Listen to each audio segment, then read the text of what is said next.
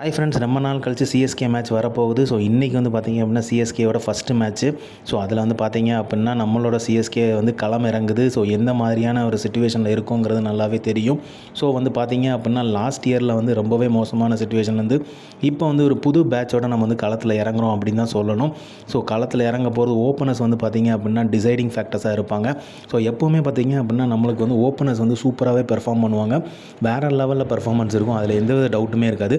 அப்படி அமைஞ்சிருச்சு அப்படின்னா சிஎஸ்கேவை வந்து ஜெயிக்கிறது வந்து ஈஸியாகவே இருக்கும். சிஎஸ்கே எப்போவுமே வந்து ஓப்பனர்ஸ் நல்லா பெர்ஃபார்ம் பண்ணும்போது சிஎஸ்கேயோட விக்ட்ரி வந்து பார்த்திங்க அப்படின்னா மோஸ்ட் ப்ராபப்ளி வந்து பயங்கரமான ஒரு வின்னாக தான் இருக்கும், ஓப்பனர்ஸ் வந்து நல்லா அமைஞ்சிட்டா.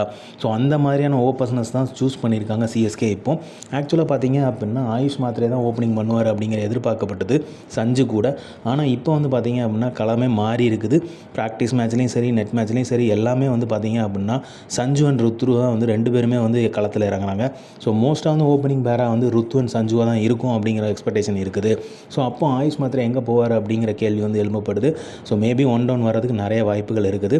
ஸோ சுரேஷ் ரெய்னா அவர்களோட இடத்த வந்து ஆயுஷ் மாத்திரை வந்து ஃபில் பண்ணுறாரு. அப்படிங்கும்போது இந்த 3 பேரோட வந்து டீம் வந்து களத்தில் இறங்கும்போது சூப்பரான ஒரு ஸ்கோரை வந்து செட்டில் பண்ணிட்டாங்க. செம்மையாக செட் ஆகி நின்றுட்டாங்க. நேற்று வந்து எப்படி வந்து எம்ஐ வந்து ஓப்பனர்ஸ் வந்து பெர்ஃபார்ம் பண்ணாங்களோ அதை மாதிரி நம்ம ஓப்பனர்ஸுமே பெர்ஃபார்ம் பண்ணாங்க, ஈக்குவலாக இருந்துச்சு அப்படின்னா வேறு லெவல் சம்பவம் காத்துட்ருக்குன்னு தான் அர்த்தம். ஸோ அதில் வந்து எந்த ஒரு சந்தேகமே கிடையாது சிஎஸ்கேயோட ஓப்பனிங் பேட்டிங். ஏன்னா பேட்டிங்கை தான் ஃபுல்லாகவே டிபெண்ட் ஆகிருக்கும் அப்படிங்கிற ஒரு கருத்து வந்து இருக்குது. ஸோ பவுலிங் வந்து எந்த அளவுக்கு ஒர்க் அவுட் ஆக போகுதுன்னு தெரியல. ஸோ சம்டைம்ஸ் வந்து பேட்டிங் வந்து நல்லா கிளிக் ஆகி பவுலிங்கும் கிளிக் ஆகிடுச்சு அப்படின்னா நம்மள மாதிரியான டீம் சூப்பராக இருக்கும், வேறு லெவல் டீமாக இருக்கும்.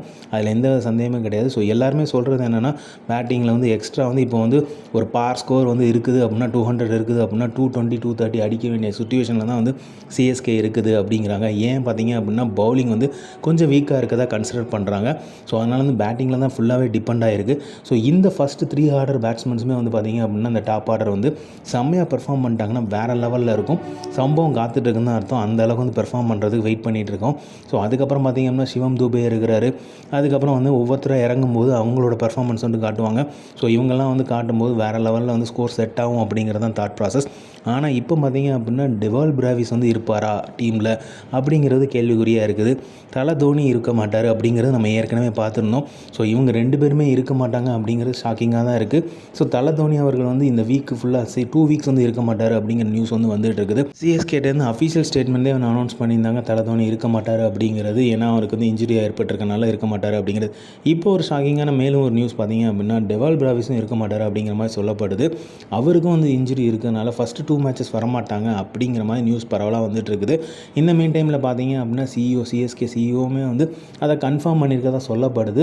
ஸோ அதனால வந்து பார்த்திங்க அப்படின்னா டெவால் பிராவிஸ் இருக்க மாட்டார் அப்படிங்கிற மாதிரி சொல்கிறாங்க. சிஎஸ்கேக்கு தொடர்ந்து இந்த மாதிரியான இன்ஜுரிஸ் வந்து வந்துட்டு இருக்குது. நேத்தன் எல்லிஸ் வந்து பிள்ளையார் சொல்லியை போட்டு வச்சார். அவர் வந்து டீமுக்கே வரவே இல்லை. அதுக்கு முன்னாடி இன்ஜுரின்னு சொல்லிட்டு போயிட்டார். அவருக்கு பதிலாக வந்து பார்த்திங்க அப்படின்னா ஸ்பென்சர் ஜான்சனை வந்து சிஎஸ்கே வந்து எடுத்தாங்க. இப்போ பார்த்திங்க அப்படின்னா தலை தோனி வந்து இன்ஜுரின்னு சொல்லிட்டு டீமுக்கு டிஸ்கஷனில் கூட தலை தோனி வந்து கலந்துக்கல அப்படிங்கிற மாதிரி ருத்து வந்து நேற்று வந்து பேட்டியில் சொல்லியிருந்தார். ஸோ அதே மாதிரி பார்த்திங்க அப்படின்னா இப்போ வந்து டேவல் பிராவிஸும் வந்து இருக்க மாட்டார் அப்படிங்கும்போது கண்டினியூஸாக வந்து இன்ஜுரிஸ் ஏற்பட்டுகிட்டே இருக்குது சிஎஸ்கே. ஸோ எப்படி வந்து இந்த ஃபஸ்ட் மேட்ச் வந்து ஹேண்டில் பண்ண போகிறாங்க அப்படிங்கிறது பெருசாக பார்த்திங்க அப்படின்னா பேட்டிங்கில் தான் ஃபுல்லாகவே வந்து கான்சன்ட்ரேட் பண்ணியிருக்கணும். கான்சன்ட்ரேட் பண்ணி அவங்க வந்து எப்படி வந்து அதை செட் பண்ணுறாங்க அப்படிங்கிறதான் வெயிட் பண்ணணும். ஸோ தோனி அவர்கள் வந்து இல்லாதது வந்து மெயினாக வந்து பார்த்திங்க அப்படின்னா அவரோட அட்வைஸ் வந்து இருக்காது அப்படிங்கிற மாதிரி சொல்லியிருக்காங்க. ஸோ டீம் இதில் கூட இன்வால்வ் ஆகாமல் இருந்திருக்காரு அப்படிங்கும்போது கம்ப்ளீட்டாக வந்து யங்ஸ்டர்ஸ் வந்து டேக் ஓவர் பண்ணுறதுக்காக தான் இந்த வந்து திங்கிங் வந்து இப்போ பண்ணியிருக்காருன்னு நான் நினைக்கிறேன் தலை தோனி அவர்கள். ஸோ அவருக்கு இன்ஜுரியும் ஆகிருக்குது. இந்த மெயின் டைம் வந்து அது அவர் வந்து டிஸ்கஷன்லையும் இன்வால்வ் ஆகிறதையும் தடுத்துருக்காரு. அதே மாதிரி கவுஹாத்தி போகிறதுக்குமே வந்து அவர் வரல அப்படிங்கிற மாதிரி சொல்லப்படுது. ஸோ அவர் இல்லாமல் தான் டீம் வந்து வந்திருக்குது அப்படிங்கிற மாதிரி. ஏன்னா ட்ராவல் வந்து கம்ப்ளீட்டாக அவாய்ட் பண்ணியிருக்கலாம் தலை தோனி அவர்கள். ஸோ இந்த மாதிரி சிச்சுவேஷன் தான் இருந்துகிட்டு இருக்குது. சிஎஸ்கே வந்து எப்படி பெர்ஃபார்ம் பண்ண போகிறாங்க, இந்த மேட்ச்சில் வந்து என்ன மாதிரியான ஒரு சம்பவம் கிரியேட் பண்ண போகிறாங்கிறத வெயிட் பண்ணி பார்க்க வேண்டியதாக இருக்குது. ஸோ கம்ப்ளீட் பேக்கேஜாக வந்து புது ஆட்கள் வந்து கம்ப்ளீட்டாக இறங்குறாங்க. எப்படி வந்து பெர்ஃபார்ம் பண்ண போகிறாங்க அப்படிங்கிறத தான் வெயிட் பண்ணி பார்க்கணும். ஸோ இதில் வந்து பார்த்திங்க அப்படின்னா இப்போ டெவால் பிராவிஸ் இல்லை அப்படின்னா யாருக்கு வாய்ப்பு கிடைக்கும் அப்படிங்கிற வந்து பேச்சு வந்து போயிட்டு இருக்குது. ஸோ யார் வந்து இருக்க போகிறாங்க, அவரோட இடத்த வந்து யார் நிரப்ப போகிறாங்க. ப்ராபபிலி பார்த்திங்க அப்படின்னா கார்த்திக் சர்மா இல்லைன்னா வந்து சர்ஃப்ராஸ் கான் இருக்கலாம் அப்படிங்கிற மாதிரி சொல்லப்படுது. ஸோ 2 பேருமே வந்து பார்த்திங்க அப்படின்னா நெட் ப்ராக்டிஸில் வந்து பயங்கரமாக வந்து ப்ராக்டிஸ் பண்ணியிருக்காங்க. ஸோ அதனால் அவங்க 2 தான் இறங்கிறதுக்கு நிறைய வாய்ப்புகள் இருக்குது அப்படிங்கிற மாதிரி சொல்லப்படுது. ஸோ யாருக்கு வந்து சான்ஸ் கொடுக்க போகிறாங்கன்னு தெரில. ஸோ யாருக்கு சான்ஸ் கிடைச்சாலுமே கண்டிப்பாக வந்து இது யூட்டிலைஸ் பண்ணக்கூடிய இருக்கக்கூடிய டைமாக தான் இருக்கும். அவங்க ரெண்டு பேருமே கண்டிப்பாக வந்து இதை பயன்படுத்திக்கணும் அப்படிங்கிறது தான் மோஸ்ட்டாக எல்லாருமே எதிர்பார்க்குறது. ஸோ இன்றைக்கி மேட்ச் வந்து பயங்கர பரபரப்பாக இருக்குங்கிறதுல எந்தவித சந்தேகமே இல்லை. முக்கியமாக பார்த்தீங்க அப்படின்னா ராஜஸ்தான் vs சிஎஸ்கே மேட்ச்சில் பெருசாகவே எதிர்பார்க்கப்படுது ஆயுஷ் மாத்ரே, சூரியவம்சி இவங்க 2 பேரும் தான். ஏன்னா அண்டர்-19 வேர்ல்டு கப்பில் வின் பண்ணிட்டு வந்திருக்காங்க. இவங்க 2 பேரோட பெர்ஃபார்மன்ஸ் எப்படி இருக்குங்கிறதுமே பார்க்க போகிறாங்க. ஸோ ஏன்னா பயங்கரமாக விளையாடுவாங்க 2 பேருமே, அதில் வந்து எந்தவித சந்தேகமே இல்லை. அவங்க வந்து ஃபோக்கஸ்டாக விளையாடுறது வந்து வேறு லெவலில் இருந்துச்சு பார்க்குறதுக்கே. லாஸ்ட் சீசனுமே சூப்பராக விளையாண்டாங்க. 2 பேரோட பெர்ஃபார்மன்ஸுமே தாறுமாறாக இருந்துச்சு, அதில் எந்தவித டவுட்டுமே இல்லை.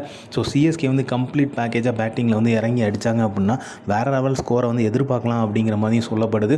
ஸோ அதுக்காக வெயிட்டிங்கில் இருக்குது. ஸோ ஓப்பனிங் பேர் வந்து பயங்கரமாக செட் ஆகிருக்கு. அவங்க 2 பேரும் எப்படி ஓப்பனிங் கொடுக்குறாங்க அப்படிங்கிறத பொறுத்து இருந்து பார்க்கணும். ஸோ இன்றைக்கி மேட்ச் வந்து பரபரப்பாக இருக்கும் அப்படிங்கிறதுல எந்தவித சந்தேகமே இல்லை. ஸோ அதில் வந்து பார்க்கும்போது பார்த்தீங்க அப்படின்னா மேலும் வந்து சேர்க்குற மாதிரி ஜட்டு வேறு இருக்கிறாரு, இங்கேருந்து அங்கே போயிருக்கிறாரு. அவர் வந்து என்ன பண்ண போகிறாரு அப்படிங்கிறது வெயிட்டிங். ஸோ அவர் வந்து எப்படி வந்து சிஎஸ்கே வந்து அட்டாக் பண்ண போகிறாரு அப்படிங்கிறதையுமே பார்க்க போகிறோம். ஸோ அதனால் வந்து பரபரப்புக்கு வந்து பஞ்சமே இல்லை அப்படிங்கிறது நல்லாவே தெரியும். ஸோ இவருமே வந்து இந்த டீமில் இருக்காங்க. ஸோ டேரன் பார்ச்சர், அதுக்கப்புறம் மேட் ஹென்ரி, இவங்க 2 பேருமே வந்திருக்காங்க டீமோடு சேர்ந்து. ஸோ மேட் ஹென்ரி பவுலிங் கண்டிப்பாக இருக்கும். டேரன் பார்ச்சர் எப்படின்னு தெரில. டிவால் பிராவிஸ் போல் அவரை கொண்டு வர போகிறாங்களான்னு கூட தெரில.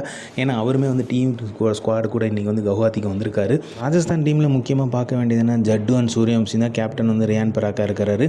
ஸோ இன்றைக்கி வந்து எப்படி விளையாட போகிறாங்க அப்படிங்கிறத வெயிட் பண்ணி பார்ப்போம். இவங்க 2 பேரோட பெர்ஃபார்மன்ஸுமே எப்படி இருக்குங்கிறதையும் பார்க்கணும். சிஎஸ்கேன்ஸ் வந்து எப்படி வந்து இவங்களை வந்து எடுக்க போகிறாங்க அப்படிங்கிறதையும் பார்ப்போம். ஏன்னா கண்டிப்பாக வந்து ஸ்ட்ராட்டஜிக் பிளான் வந்து இருக்கும். ஸோ இன்றைக்கி மேட்ச் வந்து சூப்பரான ஒரு மேட்ச் வெயிட் பண்ணிகிட்டு இருக்கு. ஸோ இந்த மாதிரி கிரிக்கெட் அப்டேட் தெரிஞ்சுக்க லைக் பண்ணுங்கள், ஷேர் பண்ணுங்கள், மட்டை பந்து சேர்ந்து சப்ஸ்கிரைப் பண்ணுங்கள். தேங்க்யூ.